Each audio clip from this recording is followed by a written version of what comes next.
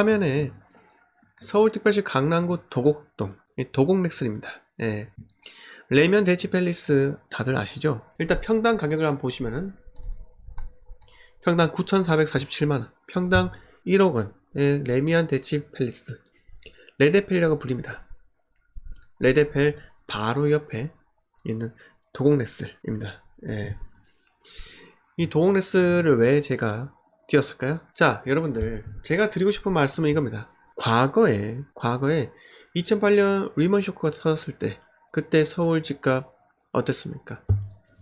자, 2008년 금융위기 때부터 해서 그때 매매가가 제가 33평을 볼게요. 2008년 금융위기 때 한 13억 정도 했었는데, 자, 25% 토막 났죠. 그리고 또 상승을 했다가 하락을 했다가 하면서 결국은 거의 7년여 시간 동안 조정기를 겪었습니다. 오르지 못하고. 근데 그때 전세가는 어떻겠습니까? 네, 이랬습니다.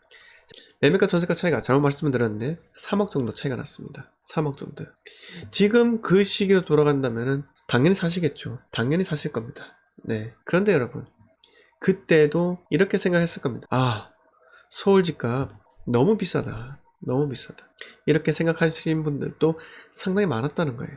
하지만 제가 드리고 싶은 말씀은 뭐냐? 기회는 여러분들께서 포기만 하지 않으면 찾아온다는 겁니다. 찾아온다는 거예요. 그 당시에 매매가 10억이다. 너무 비싸다. 이거는 또 반토막 날 거야. 이렇게 생각하시는 분들도 분명히 있을 겁니다. 그분들 아직까지 집을 사지 못한 분들도 꽤 되신다는 거죠. 결국은 본격적인 상승기가 돌입을 하면서 어떻습니까? 매매가는 120% 상승을 했고 전세가는 49.74% 상승했는데, 이 시기에 우리는 매수를 할 수 있던 겁니다. 매매가는 떨어지지만 전세가는 오른다.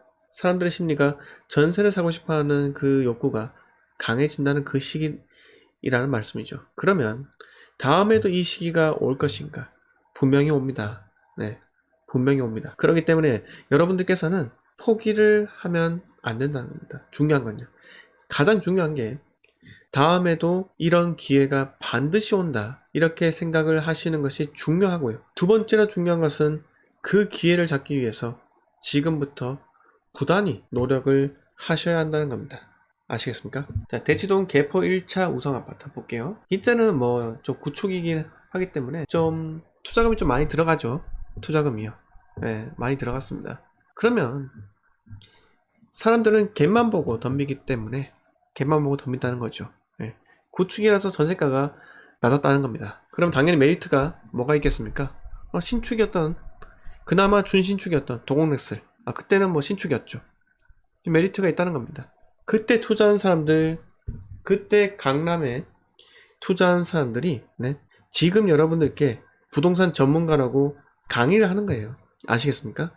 2008년 금융위기가 터지고 상황이 진정된 다음에 2013년, 2014년도에 서울 아파트 부지런히 매수를 하시고 임대사업자 등록하신 그분들이 여러분들께 지금 떵떵거리면서 나 부동산 전문가야, 부동산 스터디 카페에서도 네임드다, 이렇게 하는 거예요. 그분들하고 여러분들 다른 게 전혀 없습니다. 물론 그분들 중에도 처음부터 돈이 많았던 분들도 계시겠죠. 월 소득 높아서 대출 엄청나게 받을 수 있었던 분들 분명히 계십니다. 하지만 그렇지 않은 분도 계시다는 거죠. 밑바닥부터 시작해서 목돈을 모은 다음에 여러 번의 갈아타기를 통해서 강남 아파트를 그때 사신 분도 있다는 겁니다. 김정희님께서 말씀하셨다시피 꾸준한 관심과 노력이 필요하다는 겁니다. 절대로 포기하지 마세요. 서울 부동산 지금 못 살 수 있습니다.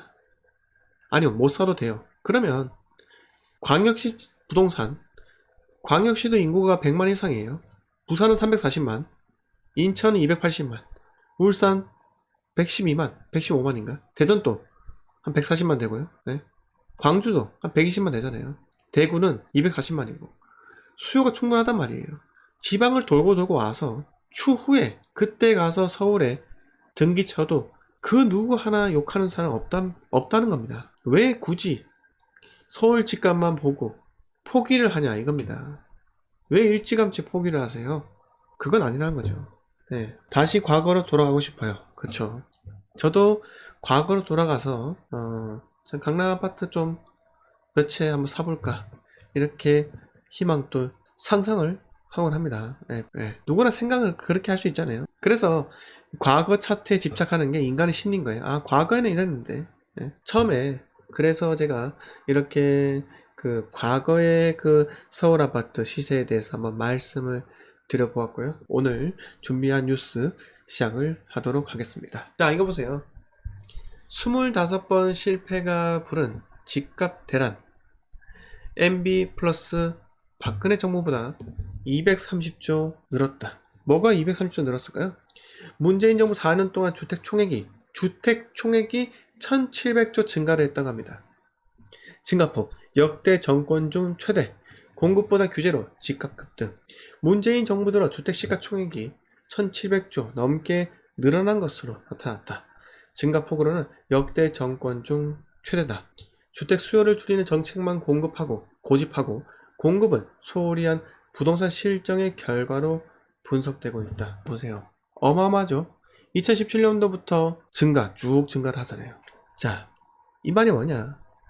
결국은 집을 짓지 않고 재개발, 재건축은 아예 할 수 없도록 오세훈 서울시장이 한강 르네상스를 꿈꾸었지만은 결국은 무상급식이라는 그 주민투표로 인해서 물러났잖아요. 도시재생사업이라는 오래된 지역을 개발할 생각을 안 하고 벽화 그리면은 사람들이 모일 것이다, 이렇게 믿으면서 여러분들께 믿음을 전파하면서 그렇게 서울은 병들어 갔던 거예요. 그게 몇 년이 지나서 지금 2017년부터 대폭등을 하게 됩니다. 대폭등이요. 이제 조만간 100억대 아파트는 볼 수 있다는 겁니다. 집값이 이렇게 오르면은 달라지는 것은 정부의 세금입니다. 정부 곳간이 아주 가득히 쌓인다는 거죠. 집값이 오르면요, 당연히 지방세인 취득세 많이 거치죠. 물론 거래는 좀 줄겠지만 그래도 취득 가액이 증가하기 때문에 취득세가 훨씬 더 많이 거치게 됩니다. 그리고 이 양도소득세는 뭐 줄어들 수는 있겠지만 그래도 이 장기보유 특별공제를, 이 조정지역 같은 경우는, 규제지역 같은 경우는 장기보유 특별공제를 적용할 수 없기 때문에 결국 어떻게 됩니까? 양도세 더 걷는다는 거죠. 비과세 구간이 9억이잖아요. 근데 서울 집값 9억짜리 있습니까? 신축 중에 없죠. 전혀 없어요. 제가 아는 신축 브랜드 아파트 중에 11억대는 있습니다. 11억대. 그것도 언제 상승할지 모르겠어요. 물론 외곽이긴 한데 그래도 서울입니다. 서울이에요. 그리고 준신축이에요. 그런데 지금 서울의 웬만한 아파트들 84타입 같은 경우는 15억을 넘기지 않는 것이 없습니다. 다 넘긴다는 거예요. 넘긴다는 겁니다. 그러면 어떻게 하겠습니까? 정부의 고가는 아주 잘 쌓이는데 이 코로나 지원금으로 다 써버리는 거예요. 흥청망청. 참 안타깝죠. 안타깝죠. 여러분들의 주머니 속에서 그 돈을 몇십만원씩 세례당 몇십만원씩 카드로 꽂아뒀는데 여러분들의 뒷주머니에 있던 그 돈 싹 다 강탈해 가는 거예요. 이번에 재산세 받아보시고 놀라셨죠? 몇 배가 올랐습니까? 기본 2배가 올랐어요. 이거 공시가 2배 이상 올랐잖아요. 말도 안 됩니다. 말도 안 돼. 공시가 현실화요? 누굴 위해서 하는 겁니까? 대한민국은 국민에 의해서 돌아갑니다. 국민에 의해서요.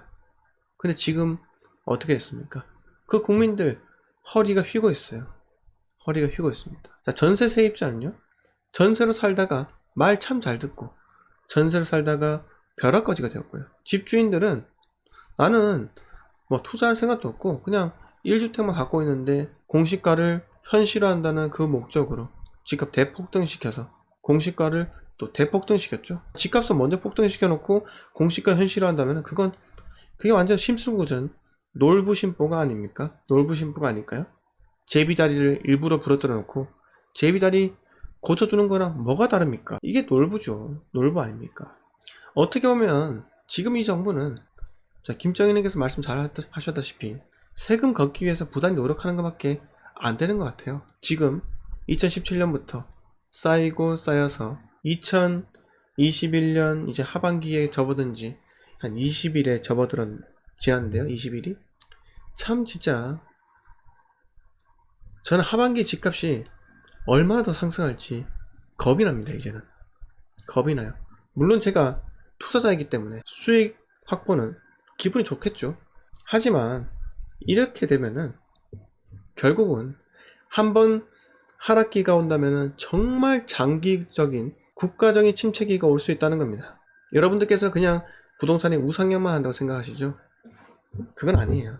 이제 입주 물량이 만약에 서울은 뭐 당분간 앞으로 근 10년 동안 입주 물량이 없잖아요. 없을 거예요.